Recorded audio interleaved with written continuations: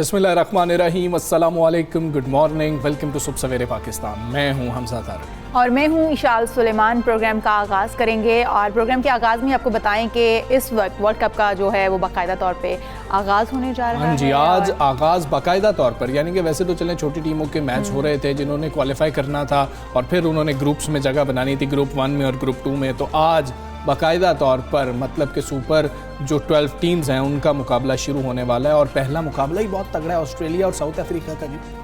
मतलब वाकई में आप पता ये चलेगा कि कौन सी टीम जो है वो जीत पाती है। दोनों ही टीमें जो हैं वो इस वक्त सख्त मुकाबला करने जा रहे हैं, या फिर ये कहना चाहिए कि एक दूसरे को टफ टाइम जो है वो देने जा रही हैं। दोनों अच्छी टीम्स हैं। पाकिस्तान को साउथ अफ्रीका ने हराया, ऑस्ट्रेलिया को वैसे हम जानते हैं। दूसरा मैच भी बहुत ही सख्त है और इन दोनों को तो फेवरेट्स कहा जा रहा है कि जी कि ये ग्रुप 1 से फेवरेट्स हैं, जैसे कि इंग्लैंड है और वेस्ट इंडीज़, इन दोनों का मैच है और उम्मीद की जा रही है कि ये हाई स्कोरिंग मैच हो सकता है क्योंकि दोनों तरफ बेहतरीन हिटर्स मौजूद। लेकिन पाकिस्तान का जो है ना वो पाकिस्तानी कौम का और शायकीन क्रिकेट का इस वक्त जो इंतजार है ना वो इंडिया और पाकिस्तान के कल 7 बजे का शाम 7 बजे मैच होगा। नजरें जमा के बैठे होते हैं। मतलब हमें लगता ये है कि हमारा टाकरा जो है वो असल भारत और पाकिस्तान का ही होता है। वर्ल्ड कप हार जाएं, ये मैच हारने की गुंजाइश दोनों तरफ ही नहीं होती है, मतलब कि सरहद के उस पार भी ये गुंजाइश मौजूद नहीं होती। लेकिन ना इशाल, मामला ये है कि जो अब ग्रुप्स बने हैं उसमें पाकिस्तान वाला ग्रुप मतलब के कदरे हल्का लग रहा है कि उसके अंदर जो दोनों टीम्स आई हैं, जैसे उधर तो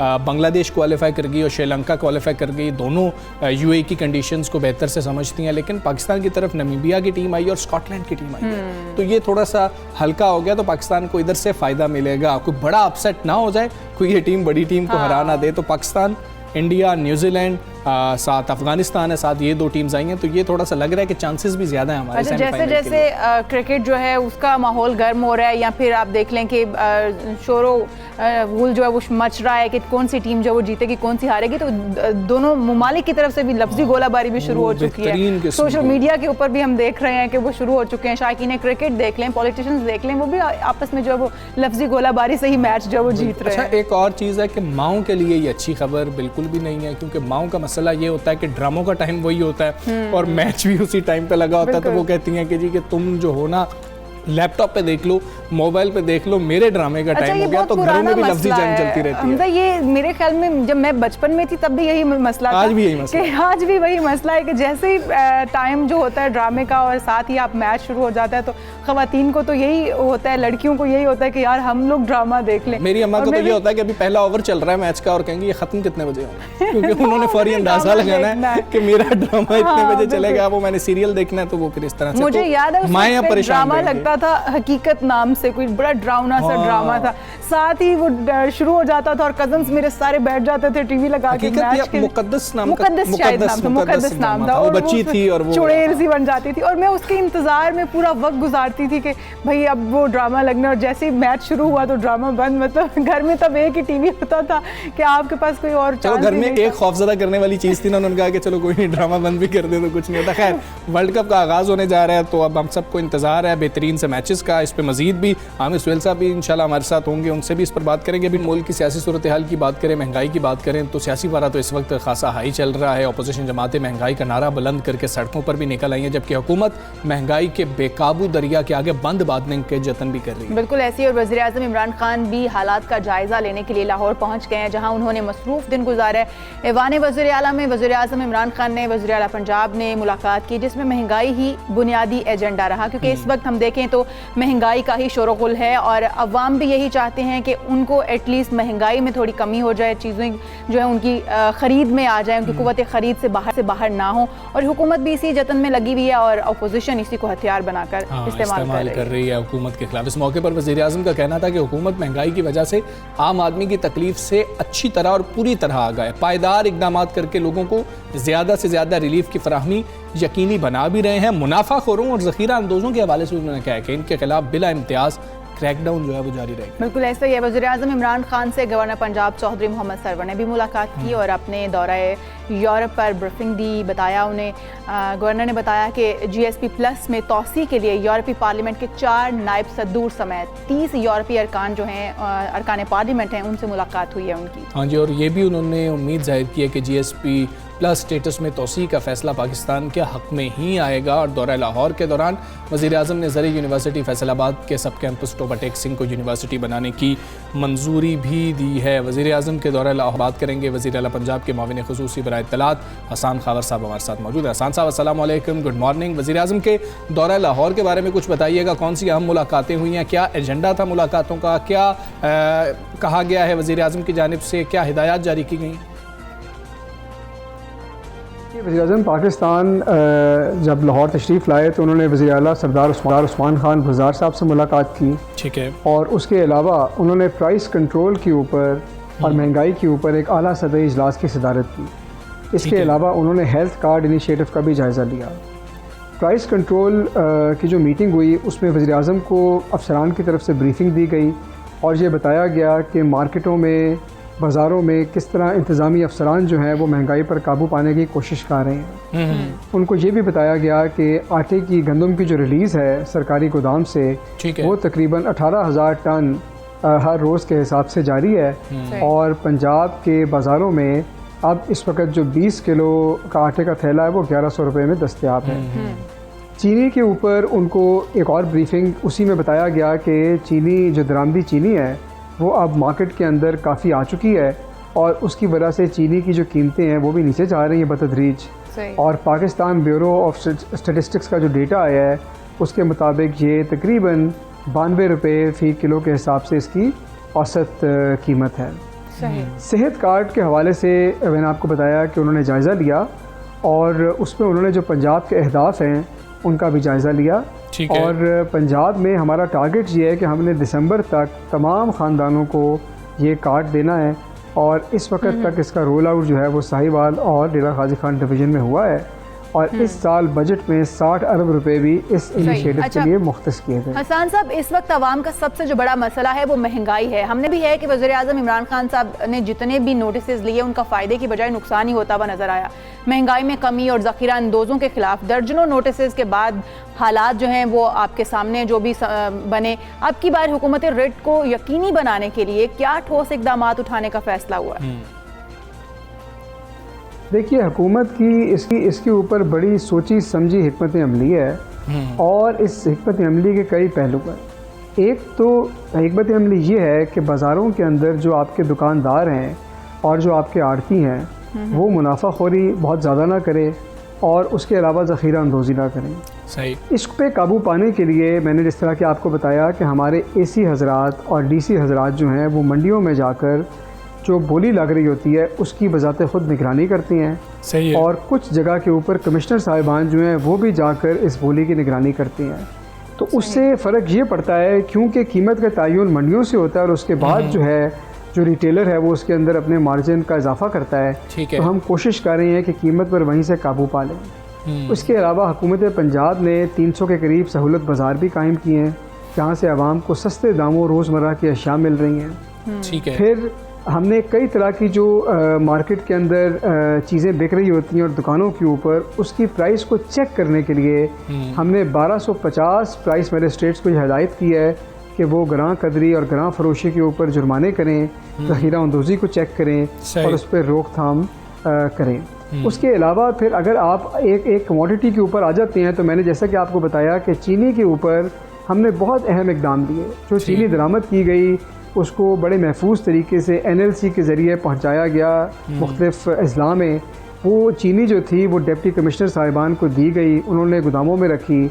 उसके बाद एक डैशबोर्ड के ज़रिए उसकी जो तरसील थी उसकी मॉनिटरिंग का निज़ाम यकीनी बनाया गया और उसके जो असरात हैं वो सबके सामने हैं कि जैसे जैसे वो चीनी मार्केट में पहुँच रही है, मार्केट में चीनी की कीमत नीचे आ रही है और इस दफ़ा इंशाल्लाह गन्ने की फसल। साहब ये भी बताइएगा, जब वज़ीर-ए-आज़म लाहौर का ख़ास तौर पर दौरा करके जाते हैं तो हम देखते हैं कि तब्दीलियों की भी एक हवा चल पड़ती है। क्या मौजूदा सियासी और इंतज़ामी मामलात के हवाले से वज़ीर-ए-आज़म मुतमईन है, कोई तब्दीली तो नहीं आएगी? जी बिल्कुल बिल्कुल। देखिए, इन अफवाहों पे और इन ख्यालों पे कान नहीं धरना चाहिए।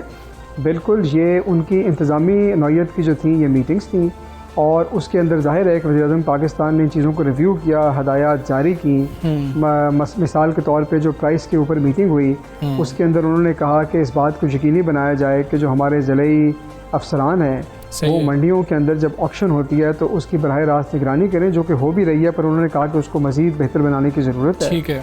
उन्होंने ये भी कहा कि हमें बाकी तमाम जो अजनास हैं उसकी भी बड़ी क्लोज़ मॉनिटरिंग की ज़रूरत है। तो इस किस्म की जो बातें थी उसके ऊपर काफ़ी गौर व खौस हुआ। बाकी ये है कि ये जो आप सियासी तब्दीली और इंतज़ामी तब्दीलियों की बात करते हैं, ये अपोजिशन जो है ना अपने आप को रेलेवेंट रखने के लिए इस तरह की बातें उड़ाती है। अपोजिशन पिछले 3 साल से ऐसी बातों में मसरूफ़ है और आज तक वो ख़ुद तो एक पेज पे आ नहीं सके, तो इस तरह की जो बेपर किए वो उड़ा रहे होते हैं हर वक्त। तो अल्हम्दुलिल्लाह पंजाब में हुकूमत बिल्कुल मुस्तहकम है और जो हमारा इंतज़ामी स्ट्रक्चर है वो भी बिल्कुल फ़ाल है और बहुत बेहतरीन तरीके से काम कर रहा है। अच्छा हसन साहब, बल्दियाती इदारों के हवाले से बात कर लेते हैं। उनकी बहाली के हवाले से वज़ीर-ए-आज़म को क्या ब्रीफिंग दी गई है, और फिर बल्दियाती इंतखाबात की तैयारी के हवाले से क्या क्या अहकाम दिए गए हैं उनकी जानिब से? जी, बल्दियाती इदारों की बहाली के हवाले से आपको पता है कि अदालत का हुक्म आया था और हुकूमत पंजाब ने उस हुक्म की मुकम्मल तामील की थी और फौरी तौर पर बल्दियाती इदारों को बहाल कर दिया गया है। बल्दियाती इदारों की जो बहाली है ये एक काफ़ी कॉम्प्लेक्स इशू है। उसकी वजह यह है कि 2019 में जो कानून आया उसमें बल्दियाती इदारों की शक्ल, उनका नंबर, उनका स्ट्रक्चर ये काफ़ी हद तक तब्दील हो गया था।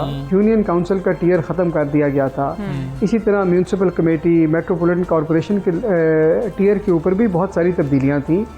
नए अकाउंट खुल चुके थे, पुराने अकाउंट बंद कर दिए गए थे, नए तरक्याती मंसूबे शुरू हो गए हुए थे। लेकिन फिर भी हमने अदालत के अहकामात की रोशनी में फिल फौर इन इदारों को बहाल किया है। उनको तमाम पावर्स दे दी गई हैं। जो पुराने मेयर हजरात थे उनको गाड़ियाँ और दफातर दे दिए गए हैं और हमारी कोशिश ये है कि इस ट्रांजिशन को हम हर मुमकिन स्मूथ बनाएं, इसके अंदर किसी किस्म की कोई दुश्वारी और परेशानी का सामना ना करना पड़े, ताकि जैसे ही इनकी मुद्दत ख़त्म हो हम फिर उसके बाद अगले। सही है। हसन साहब, सेहत कार्ड के हवाले से बताइएगा कि वज़ीर आज़म को क्या ब्रीफ किया गया है, उनकी जानिब से कोई डेडलाइन आप लोगों को दी गई है और कब तक हर शहरी को सेहत कार्ड मिल जाएगा पंजाब के? वज़ीर आज़म पाकिस्तान जनाब इमरान खान साहब को हेल्थ कार्ड के हवाले से ब्रीफिंग दी गई है और उनके सामने ये प्लान रखा गया जो इसका रोल आउट का प्लान है, और उनकी हदायत ये है कि इसको दिसंबर तक यकीनी बनाया जाए कि ये तमाम लोगों को मुयस्सर हो और इसके तहत उन लोगों को इलाज मुआवजे की सहूलत हो जिनको पहले सरकारी हस्पतालों में धक्के खाने पड़ते थे और वो जो प्राइवेट सेक्टर के अच्छे अस्पताल थे उनको देख तो सकते थे पर उनमें जा नहीं सकते थे।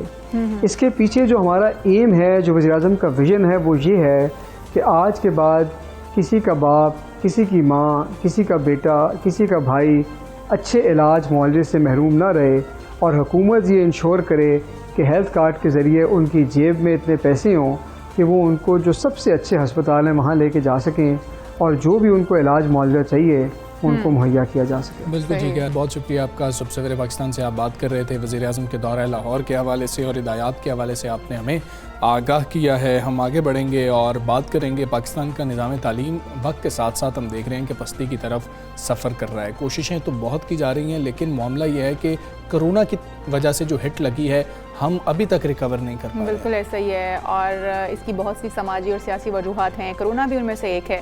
पाकिस्तान में हम देखें तो 2 करोड़ से ज़ायद बच्चे स्कूल से बाहर हैं, मगर आलमी वबा कोरोना की हम बात करते हैं तो उसके बाद सूरत हाल मज़ीद बिगड़ गई और एक नई रिपोर्ट के मुताबिक 6 से 16 साल की उम्र के बच्चों के लिए स्कूल में दाखिलों में 2019 के मुकाबले में 2% कमी वाक़या हुई है। मतलब जिन बच्चों को स्कूल जाना चाहिए उनमें मज़ीद उनकी शरह में कमी आई है कि वो स्कूल नहीं जा पा रहे। हाँ जी, और रिपोर्ट में बताया गया है कि बच्चों की मज़ामीन की जो समझ बूझ है उसमें भी वाज़े कमी देखी जा रही है। मिसाल के तौर पर तीसरी जमात के बच्चे जो उर्दू में कहानी पढ़ सकते थे उनकी तादाद 2021 में कम होकर 15% पर आ गई है। ये 19% हुआ करती थी तकरीबन 2019 में। अगर हम बात करें तो अंग्रेज़ी ज़ुबान की बात करें तो सूरत हाल बहुत ही ज़्यादा ख़राब और काबिल रहम है। 2019 में 21% बच्चे इंग्लिश का जुमला पढ़ने के काबिल थे। 2021 में ये सलाहियत सिर्फ 8% बच्चों तक महदूद हो चुकी है। बिल्कुल ऐसा ही है। और कोरोना की वजह से तो बहुत से सरकारी और निजी इदारे ऑनलाइन पढ़ाई की जानिब बढ़ चुके थे या ज़रूरत बन चुकी थी, मगर ये सहूलत भी मुल्क के तमाम इलाकों में मुयसर नहीं थी। रिपोर्ट के मुताबिक 58% जो स्कूल्स थे लॉकडाउन के दौरान उन्होंने बच्चों से रब्ता ही मुनक़ता कर दिया, मतलब बच्चे स्कूल से घर बैठे और ऑनलाइन क्लासेस भी उनको नहीं दी गई। इन हालात में हुकूमत को कोरोना जैसी वबा से लड़ने के लिए या इन हालात से निमटने के लिए तालीम का सिलसिला जारी रखने के लिए महफूज क्लासरूम बनाने का जो तरीक़ाकार है उसको राइज करना चाहिए। बिल्कुल, इसी सारी सूरत हाल पर, इसी रिपोर्ट के ऊपर हम बात करेंगे। हमारे साथ माहिर डॉक्टर आयशा रज़ाक मौजूद हैं। डॉक्टर आयशा, अस्सलाम वालेकुम, गुड मॉर्निंग। इस रिपोर्ट का अगर जिक्र कर लें, वैसे तो हम गिरावट के और दीगर जो मसाइल हैं उनको डिस्कस करते रहते हैं। अब एक जुमले का मसला है, उर्दू का जुमला पढ़ने वाले बच्चों की तादाद में भी बहुत ज़्यादा कमी हुई है और अंग्रेज़ी का जुमला पढ़ने वालों में तो पहले ही कमी थी, मज़ीद कमी हो गई है। आप वजह क्या समझती हैं? सिर्फ कोरोना इसकी वजह है? जी अस्सलाम वालेकुम, बहुत शुक्रिया हमज़ा। हम तो मुझे लगता है कि हर हफ्ते हम एजुकेशन के अंदर एक नई इमरजेंसी का जिक्र कर रहे होते हैं। अच्छा, ये जो रिपोर्ट है, देखिए इसके अंदर जैसे आपने ख़ुद भी कुछ नंबर्स का जिक्र किया, देखिए रिपोर्ट नहीं है लेकिन इन्फॉर्मेशन नहीं है। हमें पता है कि कोरोना से पहले भी वो जो हम लर्निंग पॉवर्टी का अक्सर आपके शो पे भी मैंने जिक्र किया कि 75% आपके बच्चे बेसिक जो उनको रीडिंग बाय एज 10 आनी चाहिए वो नहीं कर सकते। अभी आपने ख़ुद वो नंबर्स बताए हैं कि देखिए 2019 में आपने बताया है कि अगर 21% बच्चे एक जुमला पढ़ सकते थे उर्दू का, तो अब वो 19%। लेकिन क्या 21% होना चाहिए था टू बिगिन विद? ठीक है, 2015 से 2019 तक हमारे पास काफ़ी चेंजेस आई थी उसके अंदर, वो जाहिर है उसके अंदर भी थोड़ी इंप्रूवमेंट तो आई है नंबर्स में ईयर आफ्टर ईयर, लेकिन कभी भी कोई इतना ख़ास काबिल फ़ख्र नंबर नहीं रहा हमारा। तो इशू हमारा ये जो है ये पेरेनियल इशू है और ये इसकी हमें पहले से पता था। तो एक तो ये बात, दूसरी बात हमें जो पहले से पता थी वो ये थी कि कोरोना के बाद इशू और ख़राब होगा। देखें, आपको रिसर्च और आपका जो प्रैक्टिस है वो शो करती है कि बच्चे जब गर्मियों की छुट्टियों के बाद या थोड़ी एक्सटेंडेड स्कूल ब्रेक के बाद वापस आते हैं तो बच्चों के तो लर्निंग लॉसेस उस वक्त हुए होते हैं। वो यही वजह है कि जब हमने टेस्ट्स भी करते होते हैं टर्म्स के, तो आप आम तौर पे कुछ हफ्तों के बाद करते हैं स्कूल ओपनिंग के। आप कभी भी जब छुट्टियां फ़ौरन ख़त्म होती है उसके बाद बच्चों के एग्जाम्स या टेस्ट्स करना शुरू नहीं करते, और उसकी वजह यही होती है कि बच्चों ने कैचअप करना होता है। तो हमें ये पता था कि जब आम स्कूल भी बंद होते हैं, आम हालात में भी तो लॉस होता है, क्योंकि घर में बच्चे उस तरह से ना पढ़ते हैं, ना पेरेंट्स की उस तरह से सुपरविजन होती है, और बहुत सारे मसाइल हैं जैसे इस रिपोर्ट पे भी वो आयशा साहबा, एक तो मसला ये हो गया कि बच्चों की काबिलियत में फ़र्क आया है, तो फिर उनके साथ क्या करते हैं? आयशा साहब, एक तो मसला ये हो गया कि बच्चों की काबिलियत में फ़र्क आया है, दूसरा इनरोलमेंट में भी कमी आई है और वाज़ेह कमी देखी जा रही है। इसके लिए हुकूमती सतह पर या पेरेंट्स को क्या करना चाहिए? देखिए, एनरोलमेंट का भी जो इशू है, ये इस रिपोर्ट ने तो खैर इसको वाज़ेह नहीं किया, लेकिन देखिए दो वजूहात हैं जो बहुत अरसे से, पिछले 1-1.5 साल से कहा जा रहा था। देखिए, एक तो आपके काफ़ी सारे प्राइवेट स्कूल बंद हुए हैं, तो वजह क्या है? क्या वजह ये है कि आपके प्राइवेट स्कूल बंद हो गए हैं? आपके पास फिर कुछ सर्वेज ऐसे थे पिछले साल जो बाहर आना शुरू हुए थे। मलाला फंड ने फॉर इंस्टेंस एक सर्वे किया था जिसमें बताया था कि बहुत सारे बच्चे ऐसे हैं हु फियर कि हमारे क्योंकि माँ बाप का या फाइनेंशियल लॉस हुआ है या और किस्म की कोई तंगी चल रही है घर के अंदर, या बच्चों से घर के काम करवाने हैं या बाहर के काम करवाने हैं, तो काफ़ी सारे बच्चे कॉन्फिडेंट नहीं थे कि उनके पेरेंट्स उनको वापस स्कूल भेजेंगे। तो ये हमें नज़र आ रहा था कि ये इश्यूज होंगे, इसीलिए कहा जा रहा था कि एनरोलमेंट्स के ऊपर ध्यान दें, बच्चों की स्टाइपेंड स्कीम्स फॉर एग्जांपल शुरू करें, सेफ्टी नेट जो सोशल सेफ्टी नेट है वो बढ़ाना शुरू करें। तो वो आपको याद होगा कि सारी कॉन्वर्सेशंस हो रही थी। देखिए, एक बात जो लर्निंग लॉस की कॉन्टिन्यूटी में मैं करना चाहती हूँ, हमारे पास 2005 में ज़लज़ला आपको पता आया था आज़ाद कश्मीर में, 14 हफ्ते स्कूल बंद रहे थे, सिर्फ 14 हफ्ते। यहाँ पर 1-1.5 साल हमारा स्कूल बंद रहा है। 14 हफ्तों के स्कूल क्लोजर के बाद 4 साल के बाद एक स्टडी की गई जिसमें नज़र आया कि वो बच्चे जिनके स्कूल 14 हफ्ते के लिए बंद हुए थे वो 2 साल पीछे हैं उन बच्चों से जिनके उस दौरान स्कूल बंद नहीं हुए थे। यानी कि 4 साल भी बाद भी वो बच्चे कैचअप नहीं कर सके थे। तो उसका जो रिसर्चर्स ने और एजुकेशनिस्ट ने ये बात की, और ये पूरी दुनिया में ये बात वाज़ेह है कि ये इससे शायद इतना फ़र्क नहीं पड़ता कि स्कूल क्लोज हुआ था, इससे फ़र्क पड़ता है जब स्कूल रीओपन हुआ तो क्या हुआ। तो मसला ये है कि हमें अब पता था कि जब स्कूल रीओपन होना है तो हमें सबसे पहले बच्चों के टेस्ट करने चाहिए, डायग्नोस्टिक्स टीचर करे, कोई लंबा चौड़ा नहीं, टीचर क्लास में करे।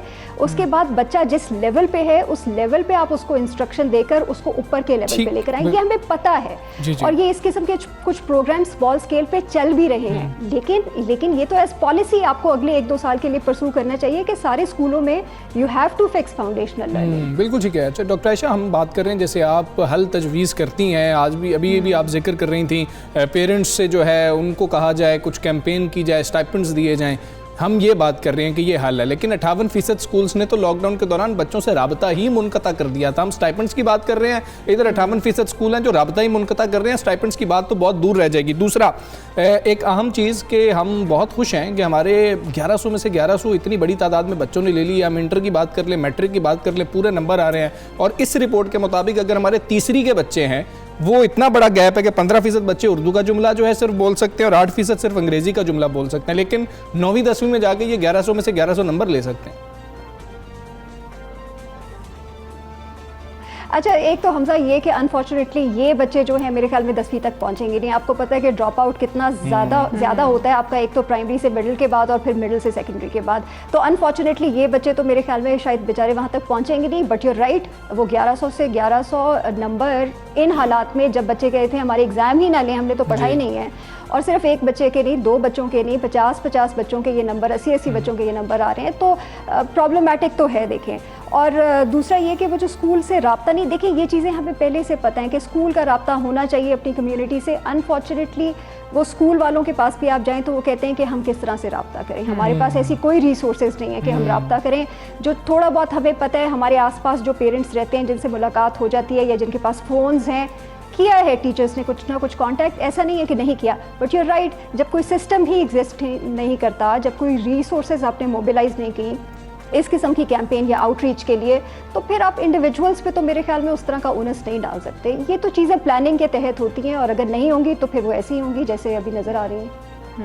ठीक है डॉक्टर आयशा, बहुत शुक्रिया आपका। सबसे पहले पाकिस्तान से आप बात कर रही थी, और जिस तरह कह रही हैं कि ये सारे मामलात हमें पहले ही पता है कि इतने अच्छे हालात तो कभी भी नहीं थे। फिर कोरोना ने अगर हर चीज़ को हिट किया है, तो तालीम जो पहले ही इतने हालात बेहतर नहीं थे, इसको हिट करना ही करना था। हिकमत अमली हमारी वैसे नहीं थी। स्टाइपेंड्स देने चाहिए, कोई आउटरीच कैंपेन्स चलनी चाहिए कि पेरेंट्स को मनाया जाए, और फिर बच्चियों के वाले से सहूलियात ही नहीं है ना, हमारी इस तरह की प्रैक्टिस नहीं रही थी, और यही वजह जो है शायद बनी इन तमाम हालात को और ज़्यादा बढ़ावा देने में कि हमारे बच्चे जो है वो घरों तक अच्छा, बच्चियों के लिए तो इशाल अभी तक बड़े शहरों के अंदर, लाहौर जैसे शहर के अंदर, कराची जैसे शहर के अंदर भी ट्रांसपोर्ट के मसाइल मौजूद हैं। अगर हम दूर दराज के इलाकों को देखें तो बच्चियों के लिए तो वहाँ पर कोई ऐसी सहूलत ही मौजूद नहीं है। फिर पेरेंट्स खासतौर पर बच्चियों को स्कूल नहीं भेज रहे होते हैं। तो बुनियादी चीज़ें हैं, घरों के करीब स्कूल होने चाहिए ताकि ज़्यादा दूर ट्रैवल ना करना पड़ रहा हो। खैर, हम एक ब्रेक लेते हैं, ब्रेक के बाद वापस।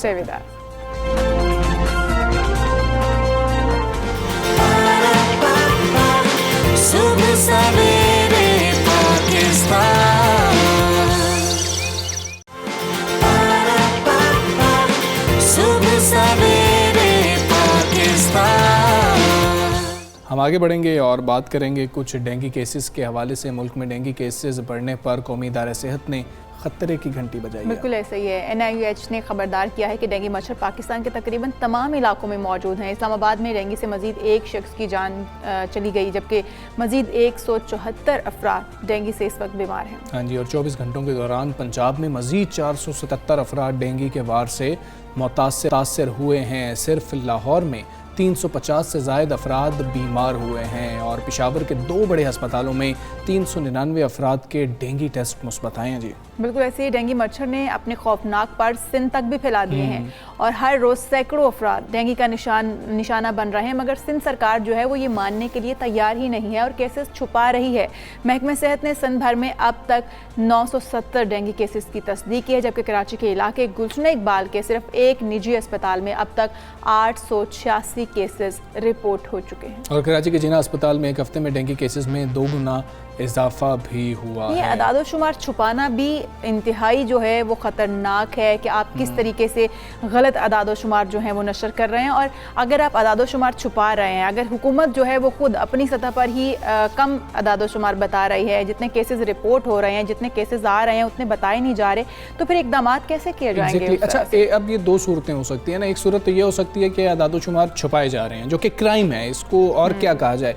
दूसरी सूरत हाल ये हो सकती है कि हम अंदाज़ा ही नहीं लगा पा रहे कि हकीकी तौर पर कितने केसेस सामने आ रहे हैं, तो ये भी तो क्राइम है कि आपको पता ही नहीं लग रहा, इतनी नाअहली है, आपको समझ ही नहीं लग पा रही, आप कह सकते हो सिस्टम ही नहीं है कि आपको पता लगे कि कितने डेंगू केसेस सामने आ गए हैं। और बिल्कुल इशाल बात दुरुस्त है, जब आपको यही नहीं पता कि मसला जो है 1% है, 10% है, 15% है, 20% है, तो उसका तदारुक कैसे होगा, इक़दामात कैसे होंगे, एमरजेंसी खुदा न खास्ता आपने नाफिज करनी है तो वो आपने कैसे नाफिज करनी है। तो ये सारी एक सूरत हाल है। इसी पर हमने बात करनी है। एग्जीक्यूटिव डायरेक्टर हैं जिन्ना अस्पताल के डॉक्टर शाहिद रसूल साहब। डॉक्टर साहब अस्सलाम वालेकुम, गुड मॉर्निंग। डॉक्टर साहब, सिंध से ये खबरें आ रही हैं कि केसेस ज़्यादा हैं, रिपोर्ट कम हो रहे हैं, क्या आप मुत्तफिक हैं इस बात से? देखिए, बात यह है कि जो करंट सिचुएशन है जिन्ना में, वो तो हमें डेली बेसिस पे अपडेट होती है, जो पेशेंट एडमिट होते हैं। ठीक है। क्या बहुत से पेशेंट ऐसे होते हैं जो फीवर की हिस्ट्री के साथ आते हैं और उनको टेस्ट लिख के दिए जाते हैं, वो फिर बाद में आके ओपीडी रिपोर्ट करते हैं। याद रखें कि डेंगू का पेशेंट 99% उसको हॉस्पिटल एडमिशन की जरूरत नहीं होती, वो खुद ही रिकवर कर जाता है। मैंने जो जिंदगी में देखा है, डेंगू मिसमैनेज जब होता है जब उसको अननेसेसरी एंटीबायोटिक्स दी जाए या अननेसेसरी उसको प्लेटलेट लगाए। जो वाहिद डेथ मेरे सामने हुई है वो मेरे ख्याल से प्लेटलेट ट्रांसफ्यूजन रिएक्शन की वजह से हुई थी, वो डेंगू फीवर की वजह से थी। तो इसलिए डेफिनेटली रिपोर्टिंग कम है। अगर रिपोर्टिंग को ओपीडी लेवल्स तक की ले जाया जाए ना, कि जो पेशेंट पॉजिटिव टेस्ट के साथ आते हैं जी, तो शायद आपको फिर कुछ करेक्ट। अभी तो वो पेशेंट जिनका प्लेटलेट काउंट 30,000 से नीचे हो जाता है और जिनके बारे में हमें शक होता है कि शायद इनको ट्रांसफ्यूजन की जरूरत पड़े, वो एडमिट करते हैं। अच्छा, इसमें ड्रास्टिक चेंज आता है। जैसे परसों ये फिगर 32 था एडमिटेड पेशेंट का, लेकिन कल ये 10 ही रह गया, क्योंकि तकरीबन 18 पेशेंट के करीब वापस चले गए, क्योंकि उनके प्लेटलेट बेहतर हो गए, फीवर कंट्रोल हो गया। ठीक है। अच्छा डॉक्टर साहब, सिंध में वक्त पर डेंगू के हवाले से इकदामात कर लिए गए और तसल्ली बख्श हैं, क्योंकि हम देख रहे हैं कि डेंगू केसेस बहुत ज़्यादा सिंध में रिपोर्ट हो रहे हैं। अगर तसल्ली बख्श इकदामात थे तो फिर डेंगू केसेस इतने ज़्यादा रिपोर्ट क्यों हो रहे हैं? डेंगू केसेस रिपोर्ट होने की सबसे देखें प्राइमरी वजह तो वेक्टर है, जो वेक्टर एक मच्छर होता है। इस वक्त अगर आप लाहौर में हाल देखें तो मुझे कल कुछ पेशेंट का रिक्वेस्ट के लिए फोन आया, वो लाहौर में रहते हैं बेसिकली, कि जी हमें बिस्तर नहीं मिल रहा। जी, दुरुस्त हमारे बात है। पेशेंट के प्लेटलेट 15,000 हो गए। दुरुस्त है। मैंने फिर जब हॉस्पिटल एडमिनिस्ट्रेटर से बात की, बिस्तर तो मिल गया। मैंने कहा भाई हुआ क्या है, इससे पहले कभी इतनी बुरी वबा? उसने कहा सर इस साल हमारे शहर में स्प्रे हुआ ही कंटिन्यूसली थ्रू आउट। हम कहते रहे कि स्प्रे करें स्प्रे करें। सर कराची में हुआ? हम कराची में मेरे ख्याल हम अपने हॉस्पिटल में तो रेगुलर कर रहे हैं बिकॉज हमारा इन हाउस है, लेकिन कराची में मैंने कुछ पिक्चर्स और वीडियोस देखी हैं जो हुआ है, लेकिन कराची के अभी भी हालात वो नहीं है जो सर पंजाब के मुख्तलिफ शहरों के हैं। और इम्पोर्टेंटली जो आपको इंटरेस्टिंग बात बताऊं कि मैंने अपने जो डीन है उनको बुला के मीटिंग की थी, क्योंकि हमने डेंगू वार्ड बनाया, हमने उसमें बिस्तर लगाए, उसमें जालियां लगाई कि जो प्रॉपर जो अब तक हम देखते और सीखते चले आए हैं। तो उन्होंने जो करंट गाइडलाइन दिखाई सीडीसी की, उन्होंने कहा इस किस्म की चीजों की जरूरत नहीं होती। जालियों का मकसद मच्छरों से प्रोटेक्ट करना है ना। आप इन वार्ड में दिन में 2 से 3 दफा फ्यूमिगेशन करें, मच्छर मर जाएंगे, आपको जालियों की जरूरत नहीं। तो आप ओपन वार्ड रखें, एरी रखें, बाहर से मच्छरों की एंट्री बंद करने के लिए फ्लाई। अच्छा, ठीक करें, ठीक करें। डॉक्टर साहब ये ज़रा बता दीजिएगा कि आप ये तो दुरुस्त फरमा रहे हैं कि कुछ केसेस ऐसे होते हैं जिनको एडमिट होने की ज़रूरत ही नहीं पड़ती है, लेकिन जब हम इस सतह पर देख रहे होते हैं, कोरोना में भी हम जब देख रहे थे तो कितने लोग पॉजिटिव हैं, शरह उनकी देखी जा रही होती है, उसके हवाले से इकदाम किए जा रहे होते हैं, कितने संजीदा हैं उस हवाले से कम इकदाम किए जा रहे होते हैं। तो यहाँ पर एक निजी अस्पताल में 886 केसेस सामने आए, हुकूमत 977 बता रही है। तो ये तो बहुत ही बड़ा एक गैप इसके अंदर मौजूद है। जब तक हमें एक्चुअल पोजीशन नहीं पता होगी, बतौर माहिर सेहत आप क्या समझते हैं कि हम ठीक तरीके से इकदाम कर सकेंगे? बिल्कुल सही बात है, क्योंकि अगर सडनली वेव बढ़ गई, एज्यूम करते हैं कि अगर आने वाले हफ्ते में खुदा ना खास्ता डेली 1000-1500 केस आने लगा और उसमें से अगर आपको 5 या 15 या 20 भी एडमिट करने पड़े थोड़े दिन में, ये इनॉर्मस। आई थिंक इसको भी इसी तरह, एक तो सीरियसनेस की बात है, जैसे कोविड को सीरियसली लिया ना, डैशबोर्ड बनाया हुआ था, एक एक बेड की पोजीशन थी, सारी चीजें, जो टेस्ट होते थे वो लाजमी रिपोर्ट होते थे। इस तरह का सिस्टम डेंगू के लिए भी हुआ और वो बना हुआ है, उसको रीइन्वेंट करने की जरूरत तो है नहीं। सिर्फ एक डेंगू टास्क फोर्स बना दें, वो रिकॉर्डिंग करें, हर हॉस्पिटल को बाउंड कर दें कि जितने पेशेंट डेंगू NH1 एंटीजन के आते हैं आप रिपोर्ट करेंगे, उनका NIC लिखेंगे और उनको फॉलो करेंगे। और दूसरी बात ये डॉक्टर साहब कि जिस तरह से आपने कहा कि आप अस्पताल में डेली बेसिस पर स्प्रे करवा रहे हैं, 2 टाइम भी करवा रहे हैं, लेकिन पेशेंट जो है वो अस्पतालों से बाहर से आ रहे हैं, अस्पताल के अंदर तो किसी को डेंगू नहीं हो रहा ना, तो बाहर स्प्रे होना जरूरी है। सबसे पहले तो ये हुकूमती सतह पर होना चाहिए, फिर वो फिर पंजाब है या सिंध है, कराची है या लाहौर है, हम इस बहस में तो पड़ ही नहीं रहे हैं। हमें पूरे पाकिस्तान को इस वक्त जो है डेंगू फ्री करना है, तो फिर स्प्रे बाहर हो रहे हैं या नहीं हो रहे, आप इस चीज़ को भी, इस हवाले से भी थोड़ा बता दीजिएगा। मैंने तो स्प्रे होते हुए नहीं देखे कहीं अब तक, लेकिन मैंने पिक्चर्स और अखबारी रिपोर्ट्स देखी हैं। आई गेस जो फ्रीक्वेंसी से ये होने चाहिए उस फ्रीक्वेंसी से नहीं हो रहा है। कहीं इक्का दुक्का करने से तो रेट्स ऑफ डेंगू कम नहीं होंगे ना। इसको तो मुतवातिर आपको करना पड़ेगा ताकि अफजाइश को जीरो किया जा सके। बिल्कुल ठीक है डॉक्टर साहब, बहुत शुक्रिया आपका। सुबह सवेरे पाकिस्तान से आप बात करें, बड़ी दुरुस्त बात है कि आपको ये नहीं देखना होगा कि जी कि एक जगह पर हो गया, दो जगह पर हो गया, सब जगहों पर होगा तो फिर ही मामला जो है कुछ ठीक होगा। और दूसरा, अंडर रिपोर्टिंग होती रहेगी तो फिर आप फैसले नहीं दुरुस्त कर सकेंगे। आप तो इसको इशू ही नहीं समझेंगे, आप समझेंगे नहीं अभी अंडर कंट्रोल है, लेकिन आपके पास तो नंबर्स ही नहीं है, आप अंडर कंट्रोल कैसे कह सकते हैं? बिल्कुल ऐसे ही। और पहले इस मसले को सीरियस लेना बहुत जरूरी है। पहले मसले को मसला समझें। बिल्कुल, मसले को मसला समझे ताकि उसके बाद जो है उसके आप इकदाम कर। अज़राए तफन्नुन में एक बात कर रहा हूँ कि वो सोशल मीडिया पर चल रहा था कि डेंगू मच्छर के आ जाने से आम मच्छर जो है उसको खासी इज्जत मिली है कि जी कि आम मच्छर जो है वो शायद बुरा नहीं होता, वो बुरा नहीं होता, लेकिन डेंगू मच्छर की वजह से उसको खासी जो है इस वक्त इज्जत मिल रही है मुआशरे के अंदर। हम आगे चलते हैं, T20 वर्ल्ड कप का कुछ जिक्र कर लेते हैं। पहले हमने बात की थी, आज से जी हकीकी मैचेस शुरू होने लगे हैं। हकीकी मैच जो है शुरू होने जा रहे हैं, टाकरा शुरू होने जा रहा है, तो पूरी दुनिया की नजरें, लेकिन फिर भी हम देखें तो वही जो बात मैं कह रही थी कि पाकिस्तान और भारत के टाकरे पर जो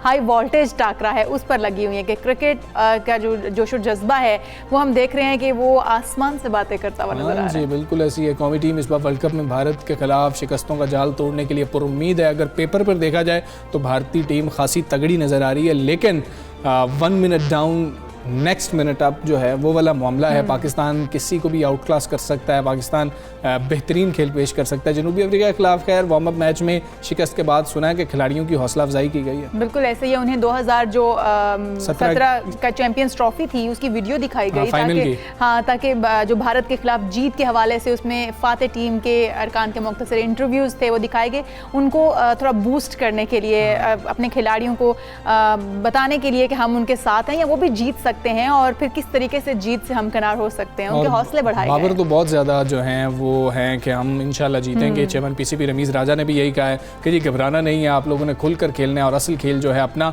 पेश करना है और आपने खुल के जो है मतलब कि परफॉर्म करना है, परेशान नहीं होना है। और सोशल मीडिया पर तो बेहतरीन लड़ाई जारी है जी, जारी है। सारी जो टीम के वो सपोर्टर्स हैं वो अपनी अपनी टीम को सपोर्ट करते हुए नजर आ रहे हैं और उस सपोर्ट के में लड़ाई भी जो है वो खासी हो रही है। इशाल बात कर लेते हैं, नसीम राजपूत साहब इस वक्त हमारे साथ मौजूद हैं। नसीम राजपूत साहब अस्सलाम वालेकुम, गुड मॉर्निंग सर। बड़ा आज के कुछ पहले बात कर लेते हैं, बड़े अहम मैच है Australia versus south Africa, West Indies versus England. आपका वैसे ग्रुप 1 में फेवरेट कौन सी 2 टीम्स हैं और ये मैचेस आप कैसे देखेंगे? देखिए Hamza good morning, Ishal good morning. असल में ये ना कि ये ग्रुप बहुत तगड़ा हो गया, ग्रुप 1। हाँ जी। हम कहीं ना कहीं जो है वो लकी रहे। उसमें स्कॉटलैंड ने जो बांग्लादेश को हरा दिया, हम नहीं, न्यूजीलैंड भी है उसमें, अफगानिस्तान भी उसमें, इंडिया भी है जी। हमारा ग्रुप जो है उसमें जो स्कॉटलैंड और नमीबिया के आने के बाद कहीं ना कहीं थोड़ी बहुत तो हमें एक सपोर्ट मिल गई है, लेकिन उधर बांग्लादेश और श्रीलंका चले गए। हाँ जी। पीछे एक नेशन है, क्रिकेटिंग नेशन है, वो कहीं ना कहीं टफ टाइम देंगे। वो 6 टीम अगर आप उठा के देखते हैं तो वो तमाम की तमाम जो है वो बहुत खतरनाक किस्म की हो गई है। हमारे पास 2 टीमों का ऑप्शन मौजूद है, तो ग्रुप में तो ये कहीं ना कहीं हमें आसानी हो गई। बाकी हाई इंटेंसिटी हाई वोल्टेज मुकाबला है पाकिस्तान और इंडिया का, जिस तरीके का ये मैच होने जा रहा है इसको और आवाम ज्यादा बना देती है। जिस तरीके की आप सोशल मीडिया पे तबसरे सुन रहे हैं, और मैच जरूर लेना चाहिए हमजा। देखिए 2 टीमें मैदान में उतरेंगी तो एक ने जीतना है, इसको दिल पे ना लें बहुत ज्यादा। लेकिन नसीम राजपूत साहब मसला ये है ना कि वर्ल्ड कप में वही जीत जाते हैं, एक ने जीतना होता है, वो एक हमेशा से भारत रही है ना, इसलिए थोड़े से पाकिस्तानी जो फैंस हैं वो ज्यादा होते हैं परेशान।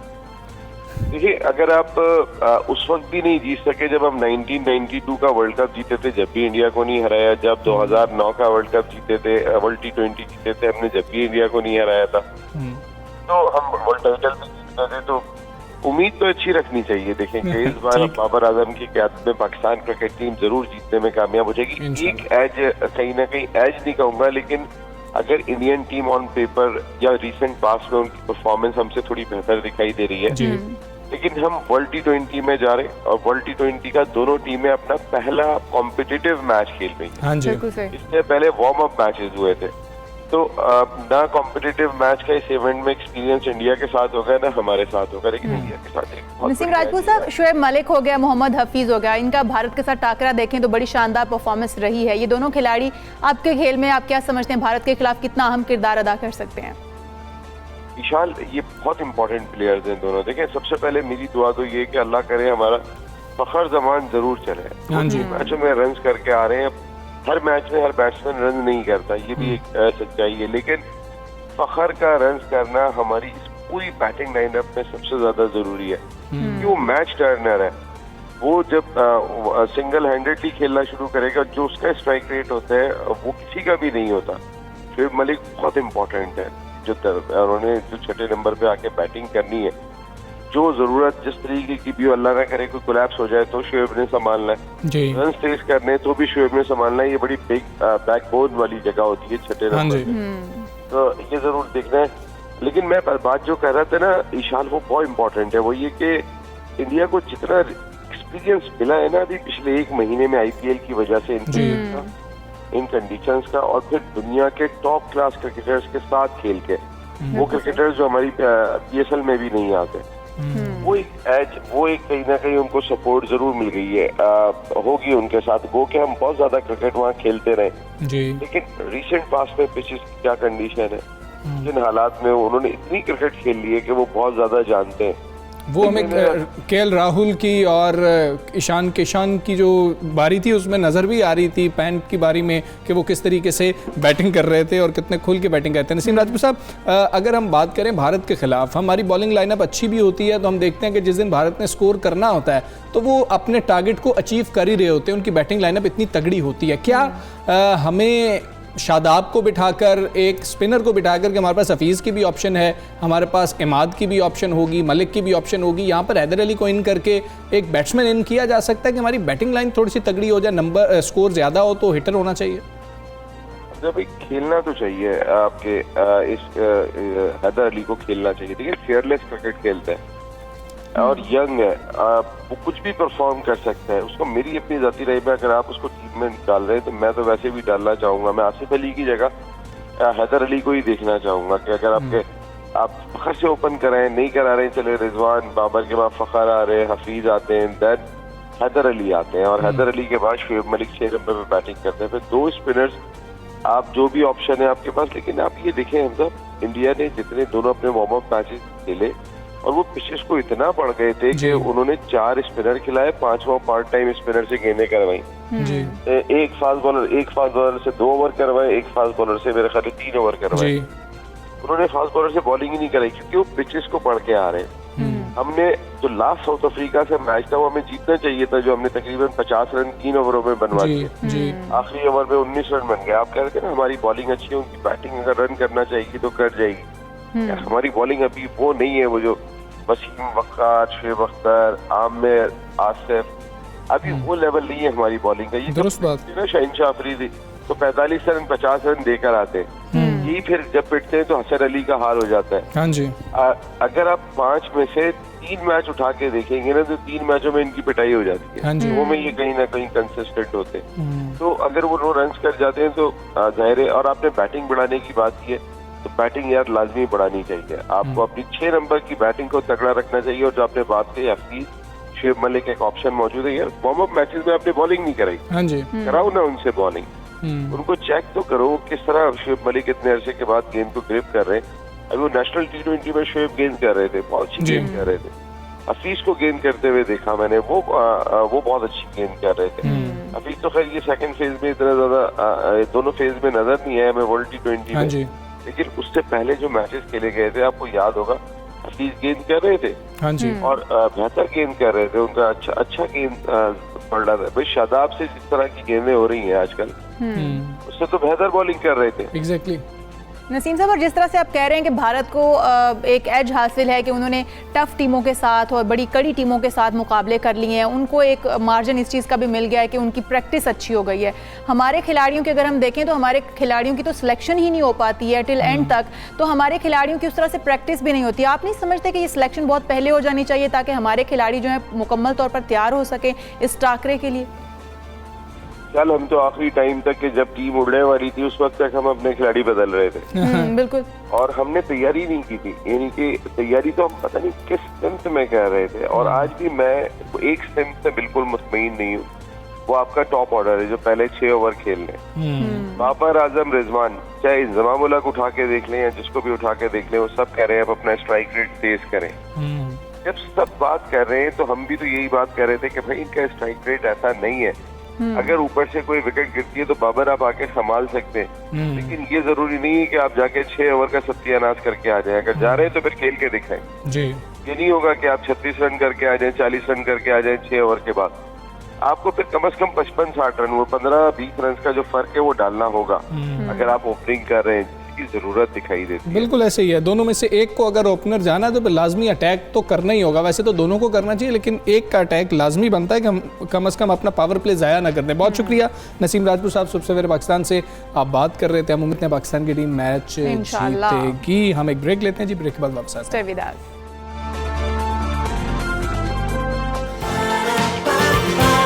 सुबह सवेरे पाकिस्तान,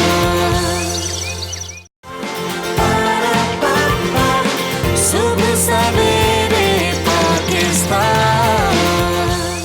डॉलर को ब्रेक नहीं लग रही है, परेशानी बढ़ती चली जा रही है। अमेरिकी करेंसी के मुकाबले में रुपए की कदर में तारीखी गिरावट का सिलसिला बदस्तूर जारी है और अब जो है टेंशन भी बढ़ रही है, लोग भी परेशान हैं। यहाँ तक कि अब स्टेट बैंक के गवर्नर का जब से बयान सामने आया है तो एक ज़्यादा परेशानी की फ़ज़ा हम देख रहे हैं। बिल्कुल ऐसा ही है। और जुमेरात के रोज़ एक अमरीकी डॉलर इंटरबैंक में 174 रुपये से भी तजावुज़ कर गया। एक वक्त में डॉलर 174 रुपये 10 पैसे तक जा पहुँचना, ताहम बाद में डॉलर की कदर में कमी वाक़या हुई, लेकिन $1.49 इजाफे के बाद 173 रुपये 96 पैसे पर बंद हुआ। तो मुआशी माहिरीन के मुताबिक रुपये पर इजाफी जो दबाव है वो हम देख रहे हैं कि मालियाती फ़ंड्स के माबैन जो जारी मुज़ाकरात के इख्तिताम के लिए तयशुदा जो टाइम फ्रेम था उसके ना होने पर पैदा हुआ है। हाँ जी, हुकूमत के और IMF के जो मुज़ाकरात थे उसका भी एक रोल इसमें कहा जा रहा है। अफ़गान जो सूरत हाल है उसको भी एक वजह समझा जा रहा है, और फ़ंड से अगली किस्त जो जारी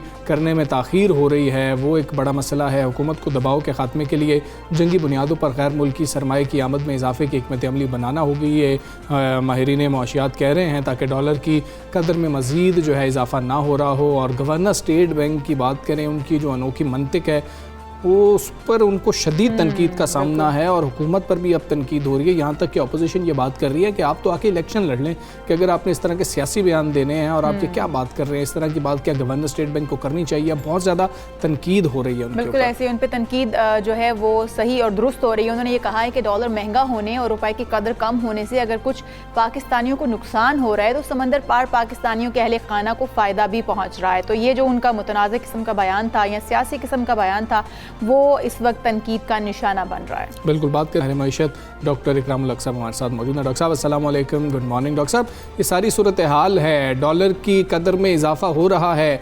परेशान हैं तमाम लोग, महंगाई के हवाले से परेशान हैं क्योंकि लिंक है इसके साथ। हम देखते हैं कि जब डॉलर बढ़ता है उसके बाद महंगाई में भी इजाफा होता है। कुछ ब्रेक लगने के चांसेस आपको नज़र आ रहे हैं?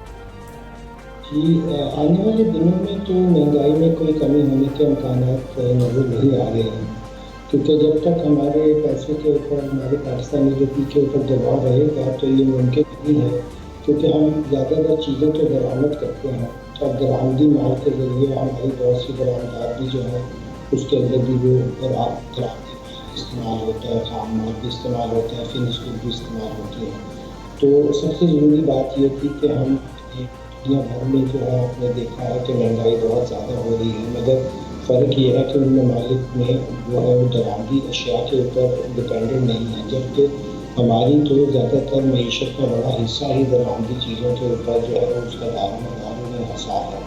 और इसलिए ये तो किसी किस्म का तकाबली मुआवजा करने से पहले हमें इस बात की तरफ तवज्जो रखनी चाहिए कि एक तो हमारी जो इस वक्त पैसे की जो हमारे रुपए की और जो डॉलर की पैरिटी है वो क्या है, दूसरा लोगों की तीसरा हमारे यहाँ लागत क्या है जो हम चीज़ें पैदा करते हैं, चौथी ये कि हम वो कितनी एफिशिएंटली पैदा करते हैं। ये सारी चीज़ों को जब तक मद्देनजर न रखा जाए तो हम नहीं किसी तरीके से भी महंगाई पे तो डॉक्टर साहब मौजूदा डॉलर की जो चढ़ाई है, आप क्या समझते हैं वजूहात में हुकूमत और स्टेट बैंक की जो गलत पॉलिसीज़ हैं उनका कितना हाथ हो सकता है, और फिर इस जो बुलंद परवाज़ है डॉलर की, इसको रोकने के लिए क्या काविशें करनी चाहिए, किन इक़दामात की ज़रूरत होगी? मेरा ख्याल है कि ये काम तो स्टेट बैंक ऑफ पाकिस्तान को मई में ही जब उन्होंने ये कहा कि अब हमारी फिस्कल कंसोलिडेशन हो गई है और अब हम तरक्की की राह पे गामजन है, तो जैसे ही पोर्टफोलियो को आपने देखा कि एकदम से फिर हमारा करंट अकाउंट डेफिसिट बढ़ना शुरू हो गया, तो उसी वक्त उनको चाहिए था कि वो या तो गैसूद एशिया पर पाबंदी लगाते या वो ये उनके ऊपर हैवी टैक्सेशन करते, मगर उन्होंने दोनों इक़दाम नहीं किए और इस सिलसिले को चलने दिया। और अब हम जिस सूरत हाल का शिकार हैं, इसका मेरा ख्याल है कि पूरी जिम्मेदारी जो है वो स्टेट बैंक के ऊपर ही जाती है, क्योंकि उन्होंने कहा था कि मॉनेटरी पॉलिसी की हद तक आप हमें बिल्कुल ही फ्री हैंड दिया और हुकूमत किसी तरीके से भी इसमें मुदाखलत नहीं कर सकती। ये हो गया। उसके होने के बाद आप देख लीजिए कि जो उसका मंतकी नतीजा और उसका एम्पिरिकल डेटा हमारे सामने आया है कि ये उनको पूरे इख्तियार देने के बावजूद उन्होंने पूरी मईशत का बेड़ा गर्क किया है। और खुद शौकत तरीन साहब ने आने से पहले बहुत बुरी तरह क्रिटिसाइज़ किया था स्टेट बैंक की पॉलिसीज़ को, और अब जबकि वो भी नहीं थे। ठीक है डॉक्टर साहब, आखिर में ये भी प्लीज़ बता दीजिएगा कि अभी हम देख लें तो सयाहत का शोबा पूरी दुनिया में उस तरह से एक्टिव नहीं हुआ है। जब हम देखते हैं कि सयाहत का शोबा एक्टिव होता है तो उस वक्त भी डॉलर बाहर जा रहे होते हैं, जब लोग सयाह पाकिस्तान से भी तो बाहर जाते हैं, और दूसरा उम्रे और हज को भी लिंक किया जा रहा होता है। आप देखते हैं कि कल को इसका भी प्रेशर पड़ेगा और फिर गिरावट की ये चीज़ें भी वजह बनेगी या नहीं, इससे कोई फ़र्क नहीं पड़ेगा? काफ़ी फर्क पड़ेगा। जब हमारे लोग बाहर जाएंगे तो जाहिर है कि वो यहाँ से डॉलर लेकर जाएंगे, और अन करीब आप देख रहे हैं कि बाद के मुल्कों में हालात जो हैं उसे आपके लिए वो खोलना चाहेंगे। अमेरिका भी 9 नवंबर से खोल रहा है अपनी सरहदें यूरोपियंस के लिए, हमारे लिए भी खुल जाएंगी, और इससे जाहिर है कि हमारी जो जले मुबादला है उसके जो ज़खायर हैं उसके ऊपर और असर आएगा, क्योंकि जैसे ही डॉलर की डिमांड बढ़ेगी तो जाहिर है कि उसकी डिमांड बढ़ने से उसकी कीमत नीचे तो नहीं आने लगी। ठीक बात तो बिल्कुल तयशुदा है कि आने वाले दिनों में हम इस पर मज़ीद दबाव देखेंगे, और ये ठीक है, मज़ीद दबाव देखा जाएगा। डॉक्टर साहब बहुत शुक्रिया आपका, सुबह से आप बात कर रहे थे और ये मसला है, और अब पाकिस्तानी मईशत को ये जो एक डॉलर की जो ऊंची उड़ान है इसकी वजह से अब कहा जा रहा है कि कुछ मुश्किलात मज़ीद भी बढ़ सकती हैं, और IMF का लिंक किया जा रहा है और तमाम जो हम माहिरीन से जब बात करते हैं तो वो एक उसमें इम्पॉर्टेंट बात कोट कर रहे होते हैं। वो कहते हैं कि हम इस तरह का कोई कमेंट नहीं करना चाहते हैं कि ये कहें कि हमें लगता है कि यहाँ तक जा सकता है, उसके बड़े नेगेटिव असरात ख़ास तौर पे मार्केट पे पड़ रहे होते हैं। अब हम उम्मीद यही करते हैं कि तमाम चीज़ें जो हैं, क्योंकि वज़ीर आज़म खुद कह रहे हैं कि मैं इन चीज़ों को देख रहा हूँ और हमारी पहली कोशिश है मॉनिटरिंग सख्त कर दी गई है। देखते हैं हालात किस करवट जो है वो ये ऊँट बैठता है और हालात कितने बेहतर और साजगार हो जाते हैं हम आवाम के लिए भी, स्पेशली और हुकूमत के लिए, खुद के लिए भी। खैर हम आगे बढ़ते हैं, कुछ कराची के मसाइल की बात करेंगे। ऐसा बदकिस्मत शहर बना दिया गया है, बिल्कुल मतलब इससे बेहतर शहर क्या हो सकता है दुनिया के अंदर। लेकिन हम क्या देखें कि जो हमारे नुमाइंदे हैं जो हमने चुने हैं वही अगर उसकी बेहतरी के लिए काम नहीं कर रहे तो किसको बंदा ज़िम्मेदार ठहराए और किससे फिर उम्मीद रखे कि वो कुछ बेहतरी करेगा। जो मतलब ये शहर सबका ख्याल रखता है, मतलब पूरे पाकिस्तान से हर कोने से लोग जाते हैं वहाँ पर रोज़गार के लिए कि जी कि हमें रोज़गार के जो मौके हैं वहाँ पर बेहतर मिलेंगे, हम अपने घर वालों को पाल सकेंगे, लेकिन इस शहर की किसी को परवाह नहीं। बिल्कुल ऐसी है। सियासी जमातें शहर कायद की बर्बादी का जिम्मेदार एक दूसरे को करार देती हुई नजर आती हैं। हद तो यह है कि पीपल्स पार्टी को गुज़श्ता 13 बरसों से सिंध के स्याह सफ़ेद का मालिक बनाया गया, अवाम नहीं बना दिया, मगर अभी भी इल्ज़ाम सियासी मुखालिफिन पर धर दिया जाता है। उन्होंने कराची के लिए कुछ नहीं किया। कराची में मीडिया से गुफ्तगू करते हुए एडमिनिस्ट्रेटर कराची मुर्तज़ा वहाब ने ही आज से कहा है कि आज से 40 साल बाद KMC लियाकताबाद जो है सुपर मार्केट ठीक करने जा रहे हैं, और ठीक होती है या नहीं तो बात की बात है कि 40 साल बाद अब हम लोग कोशिश कर रहे हैं और ये हम कर रहे हैं, और इंशाल्लाह जल्द ही सड़कों की मरम्मत का काम भी शुरू कर दिया जाएगा। और उन्होंने साबिक मेयर कराची वसीम अख्तर पर भी बहुत ज़्यादा तनकीद की है। मुर्तज़ा वहाब साहब ने क्या कहा, आपको वो सुना दें। जो आज मुझ पर तनकीद कर रहे हैं कि मैं म्यूनसिपल टैक्स लेने की कोशिश कर रहा हूँ, इन लोगों के हुकूमत में वो म्यूनसिपल टैक्स सबसे पहले लगा था। उनकी तख्ती भी आपको एक बाहर नज़र आ रही है उनसा। उसके बाद वसीम अख्तर साहब जब 4 साल तक केएमसी के मेयर थे, अरशद वोरा साहब जब डिप्टी मेयर थे, उस ज़माने में भी ये म्यूनसिपल टैक्स लागू था, लेकिन लागू होने के बाद वो सरकार की जेब में नहीं जाता था, किसी और की शायद जेब में जाता था। अब मैंने फैसला ये किया कि भाई मेरी जेब में ना डालो वो पैसे, इदारे की जेब में डालो, और इदारे की जेब में तभी आएंगे जब पैसे की चोरी को आप रोकेंगे। और इसलिए हमने फैसला किया कि के इलेक्ट्रिक के ज़रिए अगर ये टैक्स इकट्ठा किया जाएगा तो ये पैसा केएमसी के अकाउंट में आएगा। गुफ्तगू आपने मुलाहिजा की है। साबिक डिप्टी मेयर कराची अरशद वोरा साहब भी हमारे साथ मौजूद हैं, उनको शामिल गुफ्तगू करते हैं। वोरा साहब अस्सलाम वालेकुम, good morning sir. Sir Murtaza Wahab साहब तो कह रहे हैं कि पहले भी जो है टैक्स इकट्ठा होता था, लेकिन वो इदारे की जेब में नहीं जाता था, किसी और की जेब में जाता था। अब मैंने ये फैसला किया है कि ये मेरी जेब में नहीं जाएगा, ये इदारे की जेब में जाएगा और फिर काम हो रहा होगा। बड़े संगीन इल्ज़ामात हैं। बिस्मिल्लाहिर्रहमानिर्रहीम। अभी थोड़ी देर पहले आप ही लोग अपनी ब्रीफिंग में बता रहे थे कि गुज़िश्ता 13 साल से तो पीपल्स पार्टी की हुकूमत है, और मुर्तज़ा वहाब साहब भी शायद पीपल्स पार्टी से इनका ताल्लुक़ है, पीपल्स पार्टी के ही एडमिनिस्ट्रेटर हैं। ये 13 सालों में शायद ये 4 साल बल्दियाती हुकूमत मुंतखब आई, बाकी तो उसके अलावा अगर आप देखें तो 9 साल जो है वो एडमिनिस्ट्रेटर्स ही पीपल्स पार्टी के तो बैठते रहे हैं। तो आई डोंट नो। और बाकी जो ये 4 सालों की बात कर रहे थे, जो वसीम अख्तर की बात की जी, तो ये इल्ज़ामात उनको उस वक्त लगाने चाहिए थे जब वसीम अख्तर को पीपल्स पार्टी पैसे दे रही थी, जब OZT के पैसे दे रही थी, ADP के पैसे दे रही थी। उस वक्त ये इल्ज़ामात लगाते हुए बहुत अच्छे लगते। उस वक्त ये कहते कि भाई हमने इस महीने 1 अरब रुपया ADP का दिया है, अब वसीम अख्तर ADP के 1 अरब से अपने प्रोजेक्ट्स अनाउंस करें तो बड़ी अच्छी बात लगती। लेकिन उस वक्त तो साझेदारी थी ना, उस वक्त तो आपस में जितने पैसे आते थे उसमें कमीशन सबका मिल बांट के खाना होता था।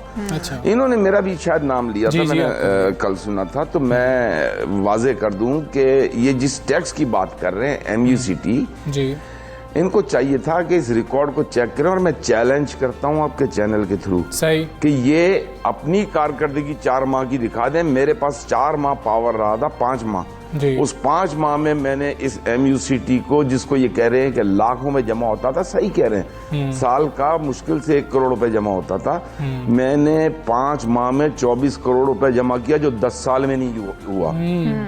वो कहते जमा हुआ, लगाया नहीं, उठा के वो कहते लगाया क्यों? बात जमा हुआ ना मुझसे लगाया ना, कि अपनी जेबों में गया, हुकूमत की जेब में नहीं गया। होता क्या यहाँ मैं तो कह रहा हूँ केएमसी में आया ना वो पैसा। केएमसी के तो 35 अरब का तो मैंने पूरा पर्चा पढ़ दिया, व्हाइट पेपर पूरा 35 बिलियन रुपीस का पढ़ दिया, ठीक है ना। मेरे पास 5 महीने पावर थी, उस 5 महीने में मैंने टैक्स कलेक्शन को और इसी केएमसी के स्टाफ से किया। ये नहीं किया कि इलेक्ट्रिक के बिलों में लग के आएगा और सुई सदन गैस के बिलों में लग कर आएगा, ये नहीं किया था।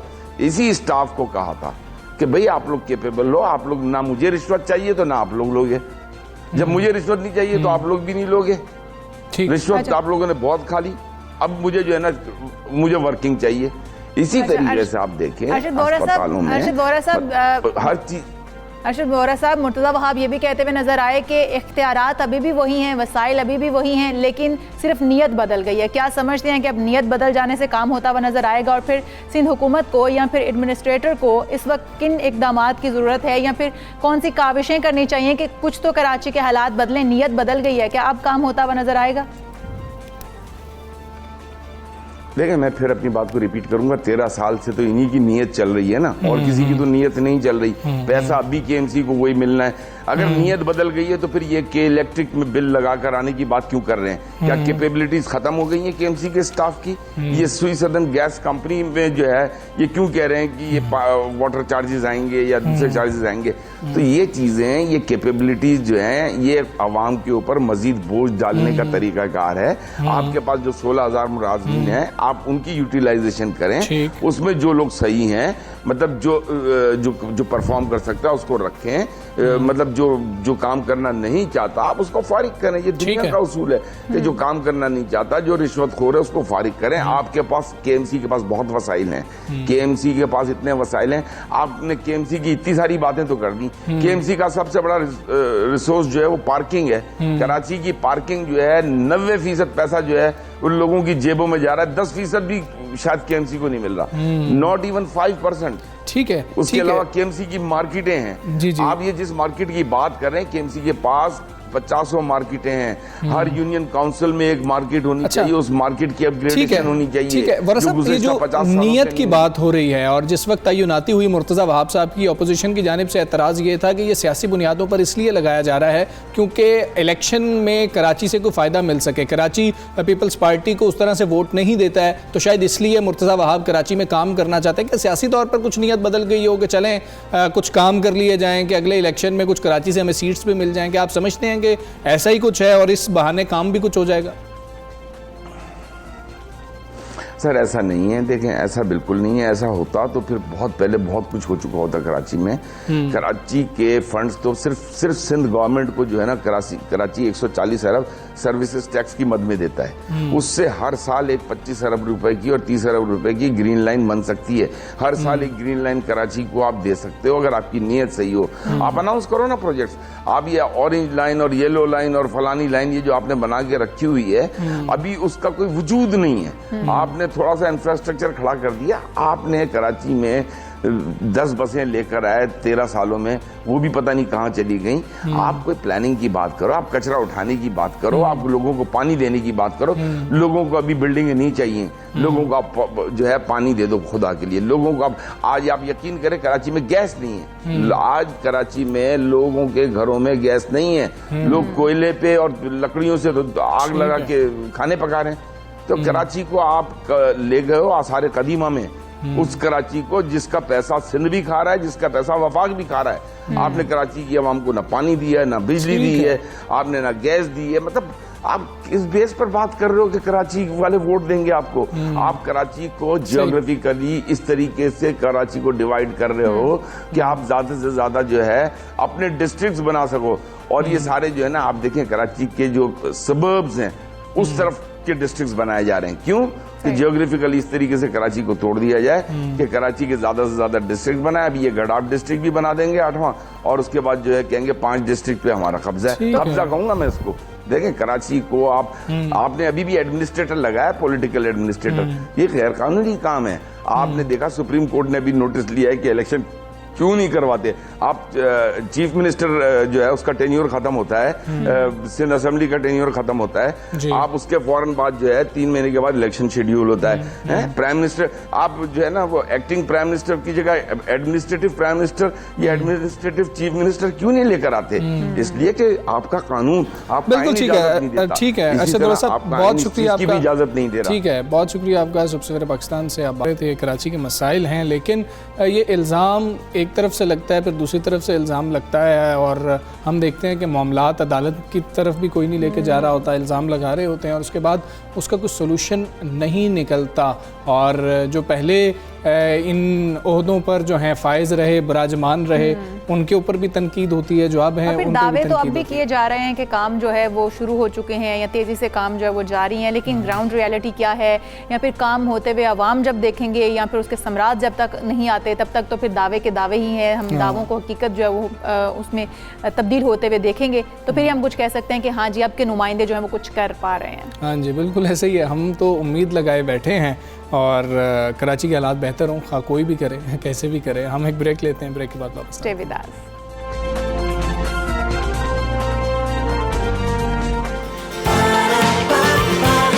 सुबह सवेरे पाकिस्तान, सुबह सवेरे पाकिस्तान।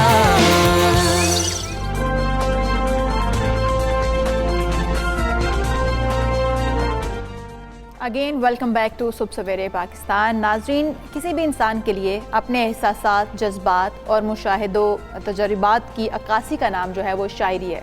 पाकिस्तान में बहुत से शुअरा ने बाम शोहरत पर कमंद डाली है। लफ्ज़ों की जादूगरी का ये सिलसिला इसी तरह से जारी है और जारी रहेगा। आज भी बहुत से नौजवान शायर अपने एहसासात और जज्बात को लफ्ज़ों की लड़ी में पिरोकर आवाम के दिल जीत रहे हैं। ऐसे ही एक नौजवान शायर हमारे साथ मौजूद हैं, अली ज़रियून साहब। इनका शुमार उन चंद शोरा में होता है जिन्होंने बहुत उम्री में अपना आप मनवाया। इनके लिए शख्सियत में बहुत कुछ जो है मुनफरिद है बाकी शोरा कराम से। ये हाफिज़ कुरान हैं, लेकिन कभी स्कूल, कॉलेज या यूनिवर्सिटी जाकर बाकायदा तालीम हासिल नहीं की, लेकिन अरबी पर भी अबूर हासिल है इनको, फ़ारसी पर भी अबूर हासिल है, और ये बाकायदा उनकी शायरी में नज़र आता है। खवास के भी शायर हैं, अवाम के भी शायर हैं, और जान समझे जाते हैं ये मुशायरों की। बिल्कुल, और नौजवानों में भी खासे मकबूल तरीन शुअरा में इनका शुमार होता है। अली ज़रियून गज़ल, नज़म दोनों में यकसा महारत रखते हैं, और शायरी में तो बेसाख्ता इजहार बयान और बेधड़क जो अंदाज़ है उनका, ये उनकी इनफरादियत को उजागर करता है। बिल्कुल ऐसी, और पाकिस्तान की नुमाइंदगी बैनुल-अक़वामी सतह पर भी कर रहे हैं। इंटरनेशनल मुशायरे हैं,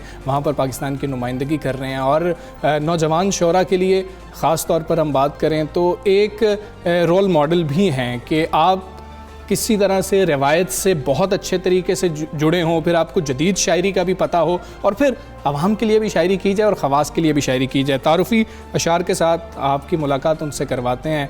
हालत जो हमारी है तुम्हारी तो नहीं है, ऐसा है तो फिर ये कोई यारी तो नहीं है, ये तू जो मोहब्बत में सिला मांग रहा है, ऐ शख्स तू अंदर से भिखारी तो नहीं है। अली ज़रियून हमारे साथ मौजूद हैं। अली ज़रियून वालेकुम, कैसे आप? खैरियत से हैं? रहमतुल्लाहि व बरकातहू। आप कैसे हैं? अल्हम्दुलिल्लाह बिल्कुल ठीक है। आपको हमने सुबह सुबह उठा दिया, हमें वैसे पता शायर हज़रात जो है जुल्म और कोई नहीं होगा भाई जो आपने आज किया है। अच्छा अली भाई, आप बहुत मकबूल है माशाल्लाह। हमने आपको मुशायरों के अंदर देखा है, यूनिवर्सिटीज़ में मुशायरों में ख़ास तौर पर आपको बुलाया जाता है, और मुशायरा टूटता हुआ भी हम अली ज़रियून के कलाम के बाद देखते हैं कि नौजवान जैसे अली ज़रियून बाहर निकलते हैं हॉल से, वो भी निकलते हैं। आप पर मालिक का बड़ा फ़ज़ल है। शोहरत हासिल करना मुश्किल है या उसको कायम रखना, संभाल कर रखना ज़्यादा मुश्किल है? बिस्मिल्लाहिर्रहमानिर्रहीम। मैं ये समझता हूँ हमज़ा के इज़्ज़त को बरकरार रखना जो है, ये इसकी दुआ करनी चाहिए। मालिक से हमेशा ही दुआ करनी चाहिए कि आपको इज़्ज़त वाली शोहरत अता करे। जितनी मोहब्बत मुझे मिली है पाकिस्तान में, पाकिस्तान से बाहर भी हर जगह पे, तो मैं शुक्राने के साथ कबूलता हूँ इसको। मैं हमेशा आजिज़ रहा हूँ, मैं सारी ज़िंदगी रहूँगा भी। मैं समझता हूँ कि ये शायद माँ बाप की दुआएं हैं, यकीनन दोस्तों का प्यार है। मैं जितना झुक जाऊँ इसके लिए तो उतना कम है। क्या बात है। अच्छा अली साहब, आपके जो चाहने वाले हैं, नौजवान भी हैं, ख़ास आम भी हैं, जो आपकी शायरी को बहुत पसंद करते हैं, आज वो जानना चाहेंगे कि शुअरा के बारे में बेसिकली एक मिथ है या कहा जाता है कि चोट खाया हुआ जो शायर होता है वही असल शायर होता है। वो इश्क में, मोहब्बत में, किसी भी चीज़ में, या फिर कोई तजुर्बा ऐसा हुआ होता है। तो आप अपने चाहने वालों के इस वक्त बताइएगा कि ऐसा क्या है शायरी में, ये दर्द कैसे आया है? हाँ, उसने मुझसे कहा अली ज़रियून और मैं हो गया अली ज़रियून। मोहब्बत जो है ये निखारती है आपको। अगर जुदाई, कोई दर्द, या और इसकी मुख्तलिफ़ किस्में हैं। ये समाज का भी हो सकता है, अपने वतन के लिए भी हो सकता है, अपने मुल्क के लोगों के लिए भी हो सकता है। शायर की कई जिहाद होती हैं। लोगों का ऐसा कहना किसी मजाज की मोहब्बत में ऐसा हो गया, ऐसा हरगिज़ नहीं है। शायरी के लिए ये ज़रूरी नहीं कि रीज़न यही हो, ये आपको निखार देती है। मोहब्बत में जो तकलीफ़ है ये आपकी ग्रोथ करती है, रूहानी तौर पे आपको बालिग करती है, और शेर के अंदर निखार पैदा होता है। मैं ये मानता हूँ। ठीक है अली भाई, हम आपसे अब दरख्वास्त करेंगे कि गज़ल अता कीजिए। मैं एक गज़ल की चंद अशार आपकी नज़र करता हूँ कि बात मुक़द्दर की है सारी, वक्त का लिखा मारता है, कुछ सजदों में मर जाते हैं, कुछ को सजदा मारता है। कुछ सजदों में मर जाते हैं, कुछ को सजदा मारता है। और हमजा साहब, सिर्फ हम ही हैं जो तुझ पर पूरे के पूरे मरते हैं, वरना किसी को तेरी आंखें, किसी को लहजा मारता है। क्या बात है। और अब उस शाख का मेला हो तो मजनू को भी ले आना, आशिक तो जैसा भी है पर नारा अच्छा मारता है। वाह। और दिल वाले एक दूजे की इमदाद में खुद मर जाते हैं, दुनियादार को जब भी मारे दुनिया वाला मारता। क्या बात है। वाह वाह वाह वाह। वो तो अली ज़रियून है भाई, उसकी गली का बच्चा भी, बात जरा सी गलत करो तो मुंह पर मिसरा मारता। वाह क्या बात है मुकर्रर अली भाई, मकता। वो तो अली ज़रियून है भाई, उसकी गली का बच्चा भी, बात ज़रा सी गलत करो तो मुंह पर मिसरा क्या मार। बात है, क्या बात है। अच्छा अली ज़रियून साहब, ये भी हमें बताएं कि मुशायरों के हवाले से बहुत ज़्यादा अब तनकीद भी हो रही है। वो ये तनकीद हो रही है कि शायर जो बैठक में कलाम सुना रहे होते हैं, ज़ाती बैठक में, वो बिल्कुल मुख्तलिफ होता है और वो रिवायत से बहुत ज़्यादा जुड़ा हुआ होता है, लेकिन जो मुशायरों में कलाम सुना रहे हैं वो बहुत ज़्यादा अवामी होता है। और शायर हज़रात ये कहते हैं कि जो आवाम सुनना चाहते हैं हम वो सुना रहे हैं, लेकिन तनकीद ये है कि आप जो सुनाएंगे आवाम तो शायद वही सुनेंगे। मैंने नेशनल टीवी पे अभी जो आपके सामने गज़ल पढ़ी है यही मुशायरों में पढ़ता हूँ। मेरे अरबी रज़ाइफ के साथ भी गज़लें हैं, फ़ारसी रदीफ़ों के साथ भी गज़लें हैं। यूनिवर्सिटी के बच्चे सामने बैठे हैं, मुझे उन पर अपने इल्म का रोब नहीं झाड़ना। अच्छा, मुझे उन्हें मरूब नहीं करना है कि मुझे फ़ारसी आती है, मुझे अरबी आती है। मैं उन्हें वो गज़ल सुनाऊंगा जो उन्हें शायरी की तरफ लेकर आए, ना कि भगाए। तो आज अगर बहुत से बच्चे टिकटॉक पर, स्नैक वीडियो पे और बहुत से प्लेटफॉर्म्स पर गानों पर लिपसिंग नहीं कर रहे, शेर पढ़ के कर रहे हैं, तो मेरा ख्याल है ये कोई इतनी बुरी बात हमने नहीं की है, कुछ अच्छा ही किया है। तो बस यही एक बात है, बाकी तनकीद करने वाले सारा आंखों पे वो अपना काम कर रहे हैं और हम अपना काम कर रहे हैं। अच्छा, आप फ़ारसी में भी महारत रखते हैं, आप अरबी ज़बान में भी महारत रखते हैं, और जैसे कि हमने अपने इंट्रो में बताया कि आप यूनिवर्सिटी कॉलेज में आपने तालीम हासिल नहीं की, फिर कैसे?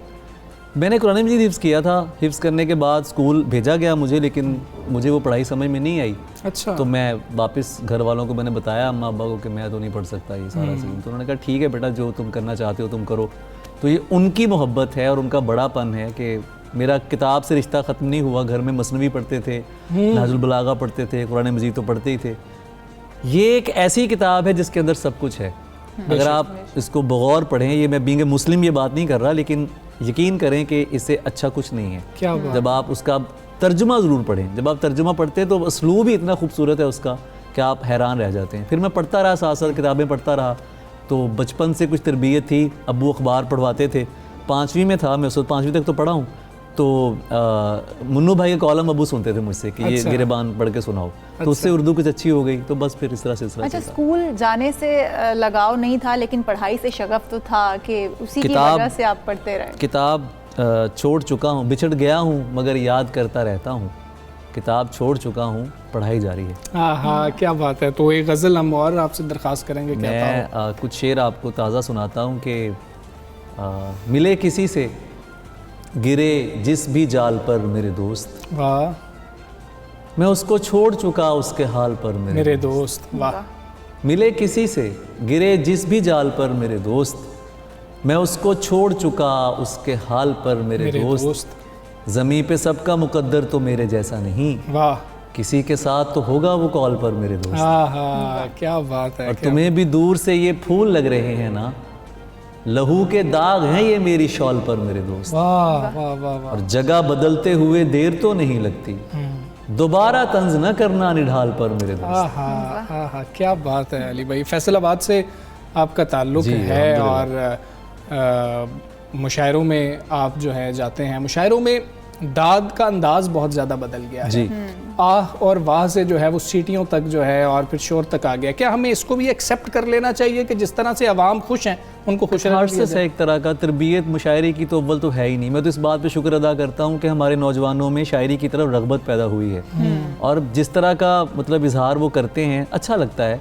और ये आहिस्ता आहिस्ता है, मतलब इसमें तब्दीलियाँ भी आ रही हैं। हम बहुत सी जगहों पे जाते हैं, वहाँ हर तरह मतलब हर जगह पे सीटियाँ वगैरह नहीं होती, तालियां तो बजती हैं, वाह वाह भी होती है। जितनी कोशिश हो मुमकिन तो उतना हम बताते हैं कि इसको शेर को आपने इंजॉय कैसे करना है, उससे हज़ कैसे उठाना है। तो कुछ इसमें कामयाबी आ भी रही है, तो आगे आगे आप देखेंगे इंशाल्लाह ताला कि बच्चे इसको सुनना भी उनको आएगा। अच्छा, ये बताइएगा क्या शेर बनाना या शेर पढ़ लेना, कह लेना, ये हर एक के बस की बात है या फिर ये एक अक्कासी है अपने जज्बात की, एहसासात की, तजुर्बात की, मुशाहिदों की? क्या है ये और आपकी इनफरादियत इसमें क्या है? मैं अपनी इनफरादियत मैं सिर्फ इतना कह सकता हूँ कि मैंने पॉपुलर शेर नहीं कहे। जो पॉपुलर पोइट्री होती है, फ़िराक की, हिजर की, मैं मर गया तुम्हारे हिजर में और ये हो गया, मेरे यहाँ ऐसा नहीं था। मेरे यहाँ चीज़ मुख्तलिफ थी कि अगर कोई महबूब जुदा भी हो गया है तो ज़िंदगी की तरफ आओ, चाय पीते हैं कहीं बैठ के दोनों भाई, जा चुकी है ना तो बस छोड़ चला जाने दे। मोटिवेशन मतलब इस तरह की बात थी, एक पॉजिटिव बात थी, खुदकुशी वाला कोई सीन नहीं था। तो ये एक है कि मैंने पॉपुलर काम नहीं किया। हाँ, जो मैंने कहा वो पॉपुलर ज़रूर हुआ, लेकिन मैंने उस डगर पे मैं नहीं चला हूँ। तो बाकी शेर बनाना तो मेरी कभी समझ में नहीं आया। हम कहने वाले लोग हैं, जब शायर आमद होता है या नहीं या नहीं होता। वही जैसे वाला वो मामला महबूब है। खजां साहब की बात है हाँ जी, क्या बात है। दाद दिल्ली से मदीने वो से सुखन दूर। साजे मोहब्बत हूँ जिसे बाद सुखन। मैं इसका मतलब पेश करता हूँ कि सांस लेता हूँ तो सीने से निदा आती है, वाह हाँ तुझे सीना खराशी की अदा आती है। क्या बात है। और वो सुखन साजे मोहब्बत हूँ जिसे बाद सुखन, दाद दिल्ली से मदीने से दुआ आती है। क्या बात है। मतलब मुनफरिद अंदाज। और जब हम आपको देखते हैं कि मुशायरे में जी, उस वक्त कैसा लगता है कि जब आप माइक छोड़ रहे हैं और वंस मोर की आवाज़ लग रही है या फिर अली ज़रियून का या किसी भी शायर के लिए उसका नाम पुकारा जा रहा हो, तो वो फीलिंग कैसी होती है और उस वक्त ख्याल क्या आ रहा होता है कि मैं कोई बहुत बड़ी चीज़ हूँ या फिर ये तमाम अल्लाह का फजल? अल्लाह का फजल। I never claim to be a poet even, I never claim to be a poet even. ये सब मेरे मालिक का करम है, मेरे साईं की दुआ है, कुछ भी ज़ाती नहीं है। और इसमें मैं क्या करूँगा, मैं कोई पहला मशहूर शायर नहीं हूँ, ना मैं आखिरी हूँ। जॉन जैसे शुअरा, हज़रत मीर जैसे शुअरा, क्या बात है। तो मेरा ख्याल है इसमें तकब्बुर की कोई। वैसे आपका फेवरेट कौन है? यार मीर साहब। अच्छा, मैं आशिक हूँ मीर साहब का, गालिब भी पसंद है लेकिन मीर साहब। वो एक शेर भी आपका, एक सामली को इश्क हुआ है फ़कीर से, शैले की नज़्म मिलने लगी रूह मीर से। ये आपने किधर से किधर जोड़ दिया, मतलब पता नहीं। और ये खासा मेरा ख्याल है कि आपकी अभी भी माशाल्लाह आप जवान हैं और अवाइले जवानी का शेर बिल्कुल बिल्कुल अवाइले शायरी का। तो और कुछ हम आपसे दरख्वास्त करेंगे कि अगर कोई गज़ल के 4-5 अशार हमें अता कर दीजिए। ये है कि जो आपने पढ़े थे शेर, मैं उसके कुछ शेर सुना देता हूँ कि हालत जो हमारी है तुम्हारी तो नहीं है, वाह, ऐसा है तो फिर ये कोई यारी तो नहीं है, तहकीर न कर ये मेरी उधड़ी हुई गुदड़ी, वाह, जैसी भी है अपनी है उधारी तो नहीं है। क्या बात है। और हाँ बस थक के गिरी है अभी हारी तो नहीं है, तन्हा ही सही लड़ तो रही है वो अकेली, वाह, बस थक के गिरी है अभी हारी तो नहीं है। वाह। और ये तू जो मोहब्बत में सिला मांग रहा है, ऐ शख्स तू अंदर से भिखारी तो नहीं है, मजमे से उसे यूं भी बहुत चिढ़ है कि ज़रियून आशिक है मेरी जान मदारी तो नहीं है। वाह वाह वाह। ये आमद तन्हाई में बैठ के होती है या फिर मजमे में बैठ के अचानक कोई शेर तो खैर मैं तन्हाई में कह लूँगा अली, अपनी हालत तो मैं खुद ठीक नहीं कर सकता। क्या इसका फैक्ट है, इसका एक है, तन्हाई बहुत अमल दखल है इसका, और बिल्कुल ऐसा ही है। तो आप जब गज़लें लिखते हैं तो कोई तन्हा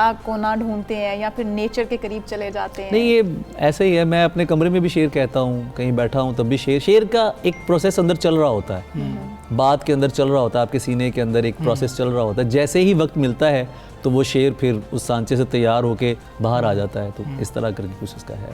खुदा के नाम पे लोगों ने क्या नहीं किया है। मैं एक शख्स को ईमान जानता हूँ तो क्या, खुदा के नाम पे लोगों ने क्या नहीं किया। वाह। ये जुल्म मुझसे नहीं हो सका, नहीं किया है मालूम चाहता हूँ, ख्याल में भी उसे बेरिदा नहीं किया, ख्याल में भी उसे बेरिदा नहीं किया है। ये जुल्म मुझसे नहीं हो सका, नहीं किया। ये बदतमीज अगर तुझसे डर रहे हैं तो फिर वाह, तुझे बिगाड़ के मैंने बुरा नहीं किया। क्या बात है। इसीलिए तो मैं रोया नहीं बिछड़ते समय, वाह, तुझे रवाना किया है जुदा नहीं किया है। वाह वाह, मुकर्रर अली भाई, मुकर्रर। इसीलिए तो मैं रोया नहीं बिछड़ते समय, तुझे रवाना किया है जुदा नहीं किया। नौजवान शायरों के लिए एक मैसेज अली ज़रियून साहब आखिर में। सच कहें और अदब करें और पढ़ें। वाह, क्या बात। अली ज़रियून साहब बहुत शुक्रिया आपका, सब सवेरे पाकिस्तान का आप हिस्सा। आपने इतनी अच्छी शायरी जो है हमें सुनाई, नाजरीन को सुनाई, और नौजवान शायर बड़े बेहतरीन हैं। और अब ये अच्छी बात है कि यूनिवर्सिटीज़ के अंदर मुशायरे हो रहे हैं और सोशल मीडिया के एक हमारे लिए इसमें रहमत साबित हुआ कि सोशल मीडिया के ज़रिए जो है ये शायरी सरहद पार भी जा रही है और समुंदर पार भी जा रही है। तो ये बड़ी अच्छी बात है। हम आगे बढ़ेंगे और कुछ बात करेंगे सेहतमंद ज़िंदगी हमने कैसे गुजारनी है। बिल्कुल ऐसे ही जी, हड्डियाँ मजबूत होंगी आपकी तो ही आप गुजार सकते हैं सेहतमंद ज़िंदगी। जोड़ों को मजबूत होना, हड्डियों को मजबूत होना हम हमेशा से सुनते हैं, बहुत ज़रूरी है। कैल्शियम जो है उसकी कमी नहीं होनी चाहिए, हम ये भी सुनते हैं। हमें बच्चों, जब हम बचपन में थे तो हमें पेरेंट्स दूध बड़े ज़बरदस्ती पिलाते थे कि रात को सोते वक्त दूध पियो, हड्डियाँ मजबूत होंगी, कैल्शियम जो है वो पूरा होगा। तो ये कितना ज़रूरी है हमारी हड्डियों के लिए, हमें सेहतमंद रखने के लिए। आज हम इसी पर बात करेंगे। बिल्कुल ऐसे ही। हमारे साथ ईशा शेख मौजूद हैं, उनको शामिल गुफ्तगू करते हैं और कैसे खुराक के ज़रिए हम अपनी हड्डियों को मजबूत कर सकते हैं, इस पर बात करेंगे। ईशा, अस्सलाम वालेकुम, गुड मॉर्निंग। ये हमें बताएं कि हमने हड्डियों को मजबूत करना है तो ये किसी भी उम्र में कर सकते हैं या बचपन से किया जाए तो ज़्यादा बेहतर है? किसी भी उम्र में कर सकते हैं, लेकिन बचपन से ही अपनी खुराक में उन चीज़ों को शामिल करना, जैसे कि पोटेशियम, जैसे कि मैग्नीशियम, विटामिन डी और कैल्शियम, ये बहुत ज़रूरी है। बट ये किसी भी एज पे किया जा सकता है। इशू ये होता है कि जैसे एज वी एज हमारी बोन डेंसिटी ऑटोमेटिकली कम होती जाती है, और लेकिन बचपन में आपकी बोन डेंसिटी क्रिएट की जा रही होती है by until let's say the age of 16। So ये चीज़ें इंक्लूड करना in your diet, especially calcium के साथ साथ विटामिन डी का होना बहुत ज़रूरी है, बिकॉज विटामिन डी के बगैर कैल्शियम सिस्टम में अब्जॉर्ब नहीं होती। सो अक्सर लोग कैल्शियम के सप्लीमेंट्स ले लेते हैं लेकिन विटामिन डी साथ नहीं लेते हैं, विच इज़ वाई रिजल्ट्स जो हैं वो उस तरह से जाहिर नहीं होते। अच्छा, विटामिन डी का सोर्स एक तो धूप कहा जाता है कि आप सन से बड़े अच्छे से ले सकते हैं। उसके अलावा आपने डाइट कौन सी लेनी है कि विटामिन डी भी आपका पूरा हो सके?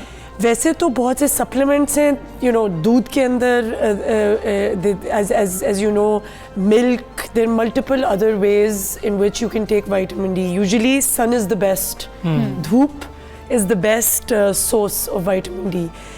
लेकिन एज यू नो हमें यहाँ पे स्पेशली लड़कियों को धूप में जाने से मना किया जाता है, विच इज़ वाई आप देखेंगे कि इंडिया, पाकिस्तान और बांग्लादेश में विटामिन डी की deficiency especially in women and osteoporosis in women is very common compared to man. अच्छा, अगर हम इसी की बात कर लें, मतलब आम जुबान में हम इसको गैंठिया कह लेते हैं, तो ख़वातीन के अंदर पाकिस्तान में बहुत बड़ा ये मसला है। और अगर हम बचपन से बच्चियों की खुराक बेहतर कर रहे हों और उनको वो तमाम चीज़ें मुहैया कर रहे हों जो उनकी हड्डियों की मजबूती के लिए ज़रूरी है, तो क्या 40-50 साल की उम्र में जाके हम गैंठिए से उनको बचा सकते हैं कुछ, या चांसेस कम हो जाएंगे?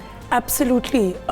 जितने भी whether that be osteoporosis, whether that be this, सारी चीज़ें बचपन के, जब बचपन में आप अपनी बॉडी में मजबूती लेके आ रहे हैं थ्रू योर डाइट, तो आपकी मस्कुलर स्ट्रेंथ भी जो है वो ज़्यादा बिल्डअप हो रही है as a kid, and absolutely from a preventive analysis और फ्रॉम अ प्रिवेंटिव लेंस 50 साल की उम्र और 40 साल की उम्र में सर्टेनली इसका इंसिडेंस डेफिनेटली कम होएगा if calcium, vitamin D, potassium, magnesium, all of these things are administered to the kids from a young age. ठीक है। अच्छा, प्रेगनेंसी में अमूमन डॉक्टर्स ये कहते हैं कि आप अपनी बॉडी में अगर विटामिन डी, आप वो नहीं सप्लीमेंट्स नहीं ले रहे, कैल्शियम या विटामिन डी या सी या कुछ भी आप नहीं ले रहे हैं, तो आपकी बॉडी में कमी हो जाती है, क्योंकि बेबी जो है वो आपकी बॉडी से वो सब कुछ एब्जॉर्ब कर लेता है और आपकी बॉडी में कमी हो जाती है।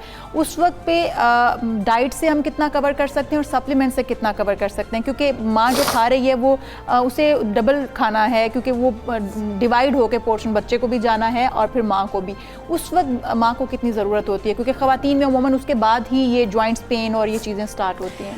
होता ये है कि जब आप कोई भी एक चीज़ खा रहे होते हैं, फॉर एग्जांपल अगर आप दूध पी रहे हैं, तो दूध के अंदर सिर्फ कैल्शियम और विटामिन डी नहीं है, और भी बहुत सारी चीज़ें हैं, तो आपको दूध ज़्यादा पीना पड़ेगा to be able to get the appropriate amount of vitamin D and calcium absorbed into your body. Supplements इसलिए दिए जाते हैं because उनकी concentration जो होती है वो ज़्यादा होती है। So the generally for pregnant women what is recommended is as a combination of both, जिसमें आप अपनी खुराक को भी ठीक रखें, but supplements खाना ज़रूरी इसलिए होते हैं because उनकी dosage और उनकी concentration, उनकी जो quantity होती है, those are apt and they meet your daily needs. और इसीलिए ये सारे सप्लीमेंट्स बने जाते हैं, बिकॉज आपकी जो ओवरऑल डाइट होती है उसमें शायद अब एज टाइम पासेस और हम लोग, हमारी डाइट्स इतनी ख़राब हो गई हैं और हम इतना जंक फूड खाना शुरू हो गए हैं कि वो हमारी डेली नीड्स के अंदर विटामिन्स और मिनरल्स जो हैं वो मीट ही नहीं होते हैं, जिसकी वजह से सप्लीमेंट्स खाना बहुत ज़रूरी है, बिकॉज उनकी कॉन्सेंट्रेशन और उनकी डोसेज आपकी डेली नीड्स को केटर करती है। बिल्कुल ठीक है ईशा, बहुत शुक्रिया आपका। सब सवेरे पाकिस्तान का आप हिस्सा बनी। और देखें जी, ज़्यादा अगर आप खा रहे हैं तो ये इस बात की ज़मानत नहीं है कि आप जो है ऐसी खुराक ले रहे हैं जिससे आपके जिस्म में बेहतर असरात जो है मुरतब हो रहे होंगे।